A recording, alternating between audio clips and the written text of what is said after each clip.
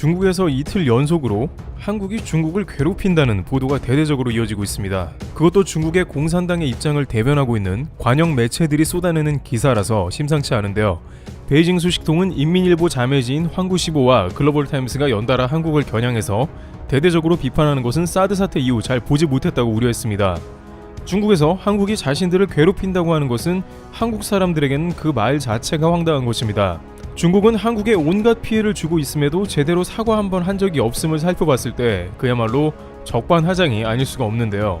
게다가 중국은 한국만 그런 게 아니고 전 세계를 괴롭히는 상황이기도 합니다. 특히 최근 10여 년 전부터 동남아시아에서 중국이 벌이는 것은 동남아의 물줄기를 아예 차단해버리는 것입니다.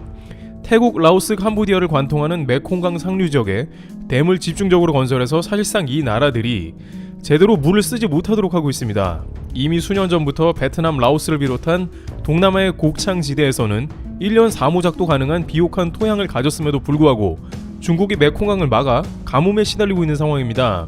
이렇게 중국에서 댐을 짓는 이유 중에 하나는 이들 동남아 국가들을 마음대로 쥐고 흔들기 위해서라는 분석이 지배적이죠. 필요 이상으로 댐을 건설하는 이유는 저수량을 늘린 다음 물을 많이 잡아두기 위한 장치로 해석되는 것입니다.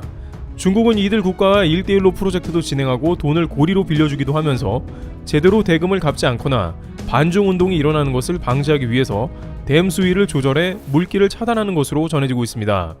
베트남의 경우에는 중국이 베트남의 거의 모든 바다를 자신의 영해로 선언한 상황이라 다툼도 더 잦습니다. 한국의 경우에는 미세먼지를 어떻게 생각하냐는 방송국의 중국인 인터뷰를 보면 중국이 한국과 먼데 어떻게 한국까지 미세먼지가 오냐고 이야기하면서 한 중국인은 그것은 한국인 자기들이 책임져야 하는 문제라고 밝히기도 했습니다. 그러나 미국의 나사에서는 인공위성을 통해서 미세먼지 이동 상황을 살펴보면 중국에서 오는 게 확실하다고 했습니다. 또한 올해는 가을까지 유난히 미세먼지가 없었는데 이는 중국에서 코로나로 인해 생산이 급격하게 줄어들면서 대한민국의 공기질도 크게 개선된 것으로 확인됐습니다. 중국은 한국의 절대적인 가해자라고 할 수 있는 것이죠. 심지어 중국 당국은 자국민이 미세먼지가 심하다면서 데모를 하는 사람들이 있었는데 이들은 사진이 공개된 이후 모두 체포되어 아직까지도 보이지 않고 있다고 합니다. 또한 최근 중국은 한국의 신경을 건드리고 있는데 이제는 태극기를 중국에서 만들었다고 주장하며 나오는 상황입니다. 중국의 한 예능 퀴즈 프로그램에서는 한국 국기를 만든 중국 외교관은 누구인가 라는 질문이 나왔습니다. 그러자 출연자는 마건충이라고 대답을 했으며 이는 즉시 정답 처리가 되는 장면이 나가고 있는 것입니다. 고대의 한국에서 태극 문양은 여러 차례 발견될 정도로 한국의 태극은 오랜 역사를 가지고 있습니다만 중국에도 태극이 있고 청나라의 마건충이 제안했다는 설을 가지고 아직도 중국은 억지 주장을 하는 것입니다. 중요한 것은 중국에서 저러한 내용을 끊임없이 퀴즈 프로그램까지 등장시키며 문제를 내고 있다는 것입니다. 그러나 방송이 끝난 다음에 오히려 중국 네티즌들은 한국에는 자기들이 만든 게 없다, 중국 싫다며 국기도 바꿔라 등등 다분하게 중국 중심적인 색채를 띠면서 일방적으로 한국을 비방하며 나선 상황으로 보이고 있습니다. 하지만 중국은 자신들은 베푸는 나라이며 전 세계를 이롭게 하고 있다는 주장을 하고 있는데요. 최근 중국에서 생산된 시노팜 백신을 전 세계에 거의 무료로 나눠주겠다는 발언을 시 주석이 한 것입니다. 그러나 막상 2회 접종 비용이 7만 원으로 책정됐으며 이는 아스트라제네카나 화이자 백신보다도 비쌉니다. 한 가지 흥미로운 것은 홍콩 사람들은 이 중국 백신을 절대로 맞지 않겠다고 나오는 상황이 연출되는데요. 중국 당국은 홍콩 사람들이 백신을 믿지 않고 거부하자 백신을 맞으면 돈을 주겠다는 주장까지 하고 있습니다. 중국 의원들은 시민들에게 백신 접종에 대한 동기부여를 하지 못하면 홍콩은 끝장난다 라면서 백신을 초기에 접종하면 약 40에서 70만 원 사이의 비용을 지원해줄 방안을 논의 중으로 확인됩니다. 중국에 속한 홍콩 사람들조차 중국 백신을 불신하는 것은 중국이 항상 속이며 위협하기 때문이라는 의견입니다. 이렇게 전 세계를 아우러 매일매일 경제적 피해는 물론 정신적인 스트레스를 안겨주는 중국 당국입니다만 그럼에도 불구하고 중국 공산당 일보는 한국에서 중국을 괴롭히지 말라면서 으름장을 놓는 상황입니다. 16일 중국 민족주의 성향의 황구시보는 한국 예능계 왜 자꾸 중국을 괴롭히나 라는 제목으로 예능 프로그램 러닝맨과 가수 이효리, 황치열, 개그맨 이수근 등을 언급하면서 중국의 마지노선을 건드렸다고 맹비난했습니다. 이수근의 가짜 광둥어와 박보검이 등장했던 2016년 만리장성 관련 광고도 문제 삼으면서 한국 연예인이 미국에 진출할 때도 그렇게 할 것이냐고 반문했습니다. 느닷없이 미국 이야기를 들먹이는 모습인데요. 미국에서는 한국 연예인이 문제를 일으킬 수는 있으나 중국처럼 전 국민이 들고 일어나서 위협하지는 않습니다.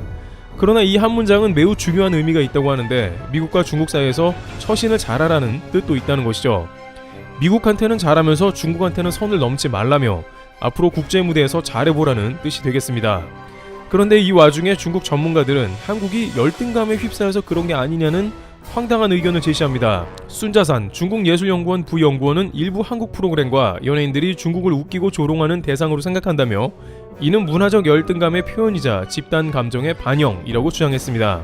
한국 정치학을 연구하는 한 중국 학자는 황구시보에 서양은 동양이 후진적이라 계몽해야 한다고 생각해 중국에 대해 왜곡되어 있다 하면서 현대 한국인들은 여러 방면에서 서양의 영향을 많이 받기 때문에 중국을 볼 때도 그런 것 같다고 지적했습니다. 서양 측에서 중국을 우습게 생각해 한국도 그런 영향을 받았다는 것입니다. 한 한국 문제 중국 학자도 황구시보에 한국의 지식인과 언론은 서구적 시각을 가진 경우가 많은데 대만 문제에 대해서도 무의식적으로 서구적인 시각을 갖는 사례가 잦다고 비판했습니다.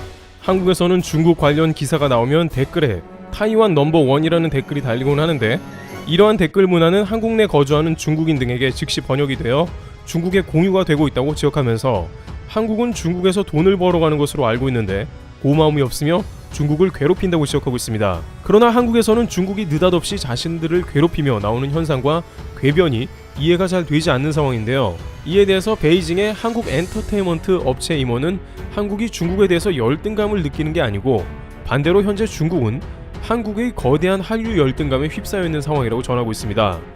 코로나로 인해서 집에서 TV 시청하는 시간이 늘었고 중국에서 나오는 방송들은 대부분 공산당 찬양이거나 중국 중심의 이야기 일색인 반면에 한국의 예능 프로그램이나 넷플릭스로 나가는 방송들은 너무 재밌다는 것입니다. 또한 한국 방송은 중국에서 불법으로 실시간으로 번역되어 자막이 달려서 공유되고 있는 상황이므로 더욱더 손쉽게 한국 방송을 보다가 자신들의 공산당 사상과 맞지 않으면 화를 내는 장면이 나온다는 것입니다. 그러면 불법으로 다운을 안 받으면 되는데 괜히 봐서 화를 내고 있는 상황인데요. 해당 업체 임원은 14억 명의 인구를 가진 중국이 한국의 문화 콘텐츠를 따라잡지 못하고 있는 게 현실이라면서 중국의 사회주의 국가 특성상 통제가 강하기 때문에 창의성 면에서 한국을 넘어서기 힘들다는 평가가 적지 않다고 했습니다. 실제 중국의 문화혁명 당시 모든 문화를 도려내고 다 없앤 전력이 있기 때문에 중국의 오리지널은 그 당시에 상당 부분 훼손이 되었고 어렸을 때부터 세뇌당한 중국 중심의 사상들은 인구 대국임에도 한국을 따라가기 어렵다는 것입니다. 또한 중국에서는 한국의 문화가 재밌고 화려하다 느끼는데 막상 이제 한국이 중국만 좋아하는 게 아니고 BTS나 블랙핑크 같이 전 세계에서 열광하는 상황이 나오고 BTS 경우에는 이제 빌보드 스타 중에서도 일부만 가능하다는 음반을 내면 바로 1위에 차트 온 되는 수준까지 올라가 그야말로 열등감의 절정으로 치닫고 있다는 것입니다. 거기에 봉준호 감독은 아카데미상 주요 부분을 석권해 미국인들에게 박수를 받았는데 이는 중국이 보기에 땅도 작고 인구도 작은 한국이 자신들을 뛰어넘는다는 것을 쉽게 인정할 수 없었을 것이라는 의견이 제기됩니다. 일본에서는 자신들도 잘하는 문화 분야가 따로 있기 때문에 한국이 두드러지게 잘하는 분야가 있더라도 적당히 넘어가지만 중국은 문화 전 분야가 뒤처져 있다는 것도 이러한 질투와 시샘 가운데 한국을 계속해서 공산당 매체까지 나서서 비방하는 상황이 연출되는 것입니다. 이와 같이 중국에서는 한국이 중국을 괴롭힌다며 이례적으로 이틀 연속 관영신문이 보도하고 있습니다. 그러나 이는 중국의 열등감의 표출이며 자신들의 사상을 바꾸지 않는 한 이런 흐름은 바꾸기 어려워 보입니다. 트리블 튜브 여기서 마치겠습니다. 감사합니다.